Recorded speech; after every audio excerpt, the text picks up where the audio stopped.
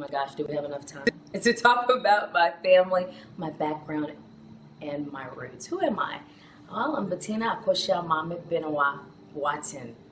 Bettina Boateng is my name, at least here stateside. And I often tell people I'm a citizen of the world. Of course, my roots are from Ghana, West Africa, the former Gold Coast, go Black Stars. But I am a collage, if you will, of many people, of a rich culture, and I'm also part American. Born in Germany, raised in Houston, Texas, to a strong and beautiful Ghanaian mother, Augustina Boateng, and I have a younger sister. And for the most part, I'm a chatty girl. I like to talk, can you tell? Who loves people, all people. But the base of me is truly a girl who is a citizen of the world, who comes from Ghana, West Africa. My mom was like, hey, yes, we're in America. And by the way, I do my mother's accent out of respect and love. I always tell people if I do my mother's accent, that means she really said it. But my mother would say, hey, yes, you're American, but you will always be from Ghana, which is our culture. And that's pretty much who I am.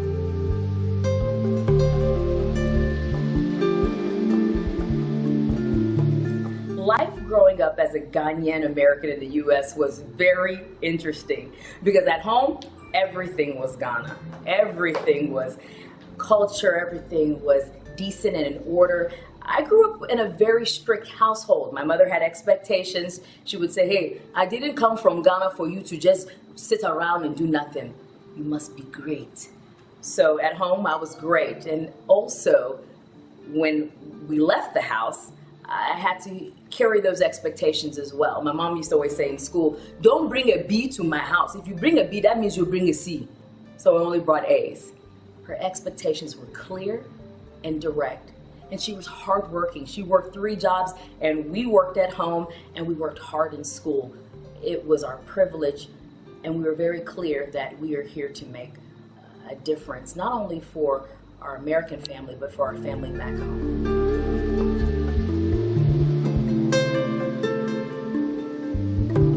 How did I discover my chosen career path? I'll tell you a secret. I actually stumbled into this business. It was God's blessing. Like many children of parents who are of African descent, I had 3 choices, either be a doctor, a lawyer, or an engineer. I was going to be a doctor. In fact, my mom already had a coat that says Dr. Bettina Boateng. Yeah, that didn't happen. So what happened was that I went to school and I really struggled in chemistry. I'm not really the best when it comes to math. I'm good in science, but math was my weakness. And I had to realize that it just wasn't working out, no matter how hard I studied. And so one day I was crying, yes, on campus at Southern Methodist University in Dallas, and I ended up in the journalism department. And the dean came out and said, why are you crying? And I told him I can't go to medical school. My mom came all the way from Ghana to make sure that I was going to be a doctor. And now I'm going to tell her, what am I going to tell her? And he said, well, why don't you take your science background, because I was pre-med, I had all these pre-med courses, and become a health reporter.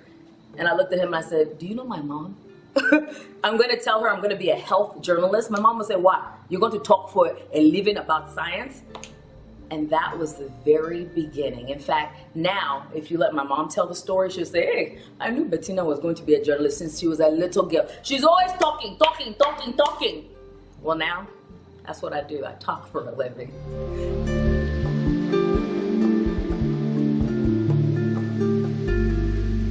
Well, I really feel that I'm a mass communicator. Yes, I'm a journalist in my craft, meaning that I research, I check facts, and I'm tasked to get information from different types of topics and backgrounds and disseminate it to the masses.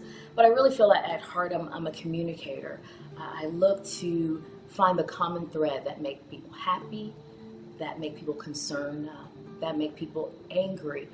And then I probe questions and research facts and sometimes, push the door open a little bit further to see if we can find solutions with the hope of providing information to people to help make their lives better. That's really what makes my heart sing, is to give information to people, and hopefully they can use that information to make their lives better, and even more importantly, make the lives of others better.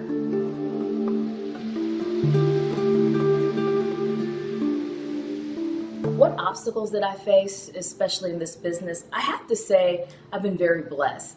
The only obstacle might be just not knowing enough. So what I mean by that is every day I make it my must, my challenge, if you will, to learn something new and learn it and apply it. Because sometimes we get information right and then we just keep it. But they say when you know better, you do better. So if it's something about the SARS disease in health, or something about female mutilation, or just anything I can get my hands on. I'm a sponge.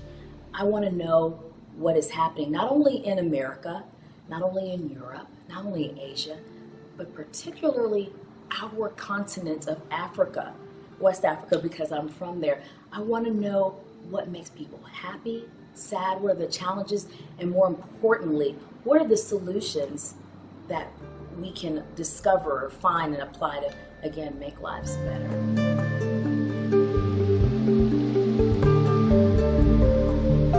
How do I define success in my field? I define success as progress. So what I mean by that is one can come into this business as a journalist, of course, a reporter, and over time, through further studies, research, getting good reports, great interviews, they progress into I would say, they're able to acquire new roles. I define success in this field as progress. So a reporter can easily become a broadcaster that is a main anchor. That's okay, but progress is really defined behind the scenes as well. Who is making the decision to hire people, to define what type of information is expressed, communicated to the masses? How is it communicated? That's really progress. Not necessarily the people in front of the camera, but more importantly, the people behind the camera, because they are the true decision makers. They are the ones that really control the information, which in turn shapes the thought of the masses. And also, one more thing, I also define progress in this field as how we are able to use our platforms, our tools to help others. That is progress, when you're able to use what you've been given, your tools, to help others move forward. That's progress.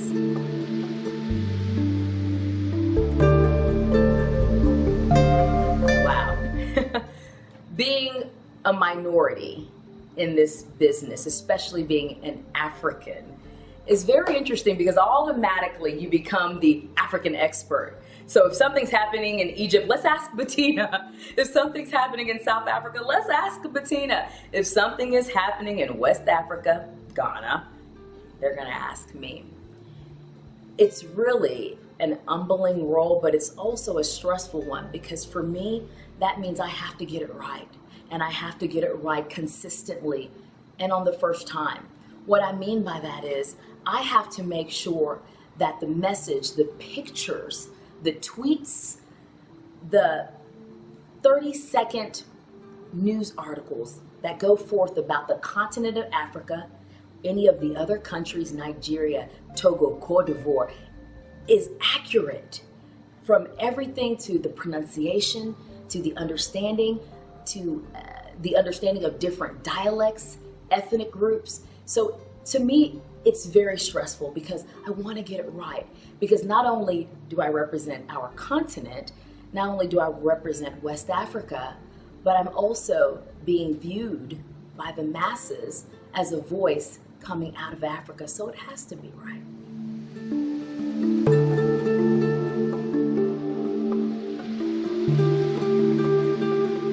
Wow. When I talk about giving back to my homeland, the motherland, sometimes I get overwhelmed because I'm really open to any type of mission work or service work on the continent, but particularly, of course, Ghana. In 2011, I created a program with my cousin with the city of Birmingham. It's called the Global Leadership Youth Group. Overall, I take students and professionals and I escort them on an exchange and service trip to Ghana. The purpose of the trip is to show them a part of Africa for themselves that we often don't see online or hear about them in radio messages or see on television. It's my goal to show them a side of Africa that is beautiful, that is true, and that is quickly changing.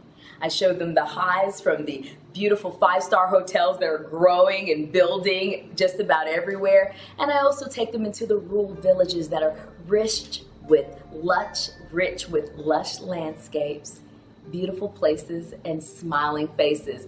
It is my dream one day to take plane full of those who are interested and take them starting from Morocco all the way to South Africa, because the continent of Africa has many great countries with many great people, with many great treasures. And we often don't see that. We often have a picture of Africa as a dark continent, and that's far from the truth. Africa is a continent with many riches, with beautiful places and smiling faces. And the only way to really drive that home is by taking people and bringing them to the continent. And so it's my joy to be a part of a program where I bring students and professionals, escort them to Ghana, which I consider the gateway of Africa.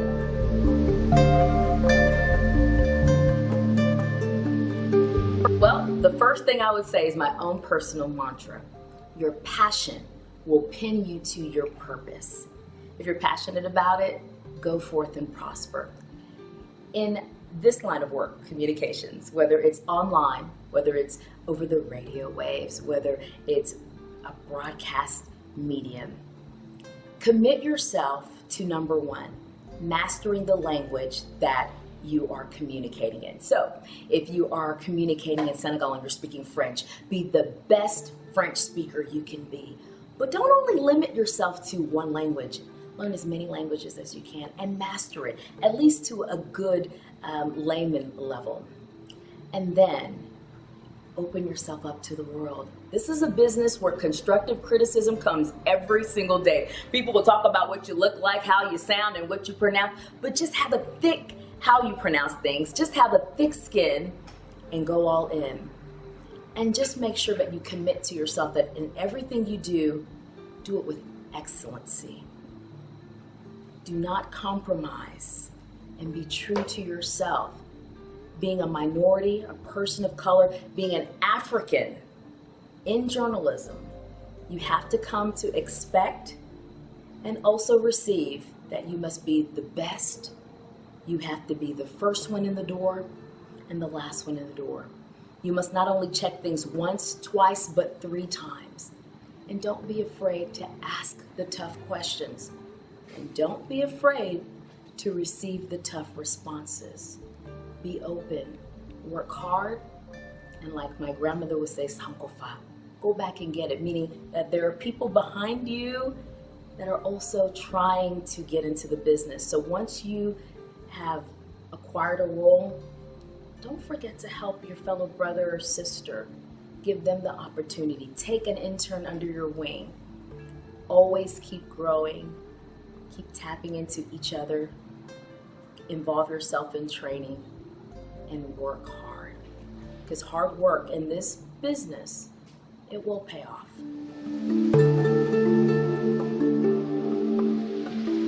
How do I address stereotypes that are negative toward Africans and African Americans? I'll say one day at a time. It is a challenge that we all face daily. And it's also a challenge that we must be aware of. We have to be sensitive to it. And the only way you can tackle fighting stereotypes is one topic, one subject, one news headline, one article at a time. So for example, if a corporation communicates something inaccurately about a country in Africa and you are the broadcaster or you are the writer, do your homework first. Check the facts. Make sure that what they're saying is either yay or nay. And if they are wrong, professionally find a way to correct them. But we're not just talking about any correction, we're talking about education. Because if you plant the seed and you educate them, then you will empower them, and then they won't make that mistake again. And also hold yourself accountable too. So there's no silly question, but for us to let an inaccurate comment about Africa, a negative comment about Africa, lay out there in the public, then we are not serving our world. And as a journalist, as a communicator, our job is about service. We're here to provide accurate information so that people can be empowered.